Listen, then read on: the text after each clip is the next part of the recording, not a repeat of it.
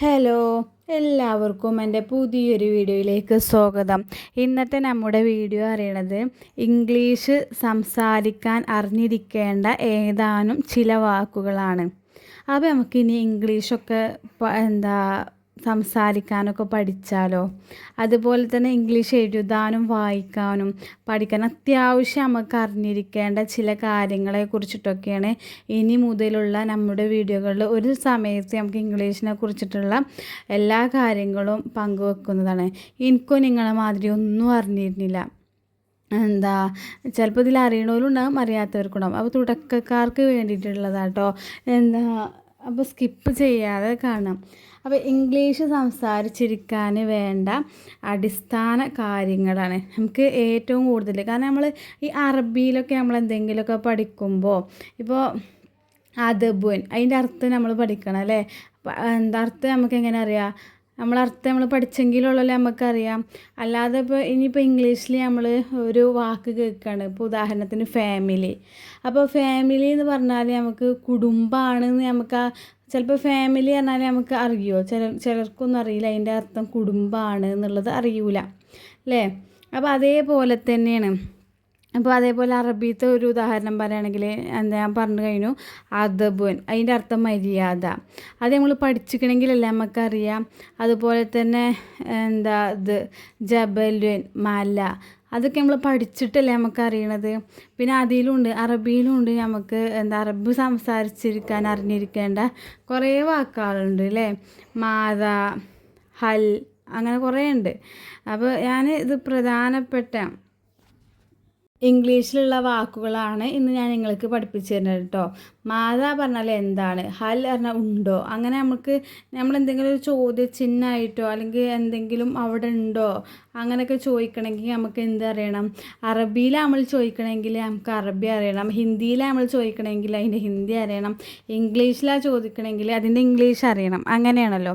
അപ്പോൾ ഇന്ന് നമ്മൾ ഈ സ്ക്രീനിൽ കാണുന്ന ഏതാനും ചില വാക്കുകളാണ് നമ്മൾ പഠിക്കുന്നത്.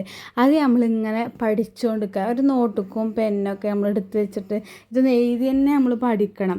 കാരണം ചിലർക്ക് എഴുതാതെ തന്നെ നമുക്ക് നോക്കിക്കാണ്ട് അങ്ങനെ പഠിച്ചാലും മതി. ഇങ്ങനെ നമ്മൾ കുട്ടികളൊക്കെ ഉണ്ടെങ്കിൽ അവരെ കൊണ്ട് എഴുതി പഠിപ്പിച്ചാൽ അവർക്ക് സ്കൂളിലേക്കൊക്കെ ഇത് വളരെയധികം ഉപകാരപ്രദമാകും കേട്ടോ. അപ്പോൾ നിങ്ങൾക്ക് എൻ്റെ വീഡിയോ ഇഷ്ടപ്പെടുകയാണെങ്കിൽ ലൈക്ക് ചെയ്യുക, ഷെയർ ചെയ്യുക, കമൻറ്റ് ചെയ്യുക, സബ്സ്ക്രൈബ് ചെയ്യുക. അപ്പോൾ നമുക്ക് വീഡിയോയിലേക്ക് കടക്കാം. ഹിസ് എന്ന് പറഞ്ഞാൽ അവൻ്റെ, ഹെർ അവളുടെ, വേർ എവിടെ, നമ്മൾ എവിടെ പോയി, എവിടെയായിരുന്നു നീ, അങ്ങനെയൊക്കെ നമ്മൾ ഓരോന്ന് ഇംഗ്ലീഷിൽ നമുക്ക് അതൊക്കെ വിശദമായിട്ട് വരുന്നുണ്ട്. അപ്പോൾ ഏതാനും ചില കാര്യങ്ങളാണ്. അപ്പോൾ അതിലേക്ക് സംസാരിക്കാൻ വേണ്ട കുറച്ച് വാക്കുകളാണ് നമ്മൾ ഇന്ന് പഠിക്കുന്നത്. അങ്ങനെ നമ്മൾ വരും ദിവസങ്ങളിൽ കുറച്ചൊക്കെ നമ്മൾ വാക്കുകൾ പഠിക്കും. അതുപോലെ തന്നെ വെൻ എപ്പോൾ, മീ എന്നെ എന്നോട്, യു നിങ്ങൾ, യുവർ നിങ്ങളുടെ, അവർ നമ്മുടെ, അവേഴ്സ് നമ്മുടേത്, ഹു ആര്, ഹുസ് ആരുടെ, ഹൗ എങ്ങനെ, ദിസ് ഇത്, ദാറ്റ് അത്, ദസ് ഇവയെല്ലാം, ദോസ് അവയെല്ലാം. അങ്ങനെ ഇത്രയും വാക്കുകളാണ് നമ്മൾ ഇന്ന് പഠിക്കുന്നത്. അപ്പോൾ ഇതെല്ലാവരും എഴുതിക്കാണ്ടെങ്കിലും നമ്മളൊരു നോട്ട്ബുക്കിൽ വെക്കുക. എന്നിട്ട് നമ്മൾ ഓരോ ജോലി എടുക്കുമ്പോഴോ അല്ലെങ്കിൽ നമുക്ക് എന്തെങ്കിലും നമ്മൾ ഫ്രീ ആയിട്ടിരിക്കുന്ന സമയത്തൊക്കെ എനിക്ക് വേണം, എനിക്ക് പഠിക്കണം എന്നുള്ള വിശ്വാസത്തോടു കൂടി പഠിച്ചാൽ എല്ലാവർക്കും പറ്റും. ഇപ്പോൾ എൻ്റെ അറിവിൽ തന്നെ ചില കുട്ടികളുണ്ട് കേട്ടോ, ഈ SLC ഒക്കെ കഴിഞ്ഞോലാണ് അത് ഈ സ്ക്രൈബ് എന്നൊക്കെ പറഞ്ഞുകൊണ്ട് എഴുതിപ്പിച്ചും. പക്ഷേ അവർക്ക് ഒട്ടും ഇംഗ്ലീഷ് അറിയാത്തവരായിരിക്കും. ഇംഗ്ലീഷിൽ അവർക്ക് വയ്ക്കൂല എന്നൊക്കെ പറയും. പക്ഷേ ഇങ്ങനെയൊക്കെ നമ്മൾ ഓരോ സമയം നമ്മൾ ഈ ഫോണിലൊക്കെ കളിക്കണ സമയം വേസ്റ്റാക്കി നമ്മൾ സോഷ്യൽ മീഡിയയിൽ ഉപയോഗിക്കുന്ന സമയം ഇങ്ങനെയൊക്കെ ഓരോന്ന് പഠിക്കാൻ നമുക്ക് ഉപയോഗിച്ചാൽ നമുക്ക് നമ്മളെ ലൈഫ് സക്സസ്ഫുൾ ആക്കാൻ നമുക്ക് സാധിക്കും. അത് ഇത് നമ്മൾ എഴുതിക്കാണ്ട് തന്നെ, കാരണം നമുക്കിത് എപ്പോഴും ആവശ്യമായിട്ടുള്ള കാര്യങ്ങളാണ്. His, her, where, when, me, you, your, our, ours, whose, how, this, that, thus, those ഇറങ്ങുന്നുണ്ട്. അപ്പോൾ നമ്മൾ അതിൻ്റെ മലയാളം നമുക്ക് എന്താണെന്ന് അറിയണം. അപ്പോൾ ഇംഗ്ലീഷ് പഠിച്ചു കഴിഞ്ഞാൽ മലയാളം നമുക്ക് പെട്ടെന്ന് അറിയുമല്ലോ.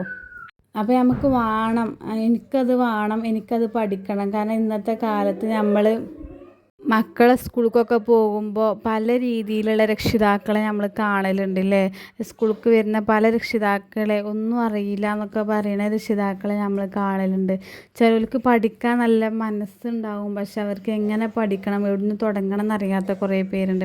അങ്ങനെ പലരെയും നമ്മൾ കാണുന്നുണ്ട്. അപ്പോൾ അവർക്ക് എല്ലാവർക്കും പ്രയോജനമാവും എന്ന് കരുതുന്നു. പുതിയൊരു വീഡിയോ ആയിട്ട് ഇനിയും കാണാം.